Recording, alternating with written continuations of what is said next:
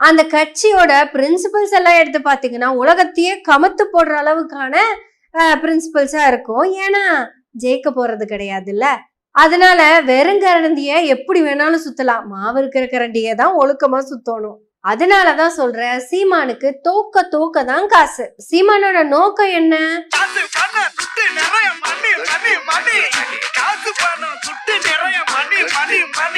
அதுல எங்கேயாவது அவர் தோத்துருக்காருங்கிறத மட்டும் பாருங்க. நல்லா கவனிச்சோம்னா அந்த கட்சியில முதல்ல இருந்தவன் யாரும் இப்ப இருக்கிறது இல்ல. ஏன் அப்படின்னா அவனுக்கு லாஸ் ஆயிருது, அதனால அவன் வெளியே போயிடுறான். அவனுக்கு தோத்தா லாஸ் ஆனவன் அந்த கம்பெனியில இருப்பானா? இருக்க மாட்டான், வெளியே போயிருவான்.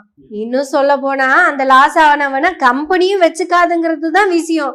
அதையும் நம்ம நோட் பண்ணணும். இப்படி இந்த கட்சிக்குள்ள வர்றவங்களுக்கெல்லாம் லாஸ் ஆயிக்கிட்டே இருக்குதுங்க. ஆனா சீமானுக்கு மட்டும் அப்படியே ரைஸ் ஆயிக்கிட்டே இருக்கு எல்லாமே.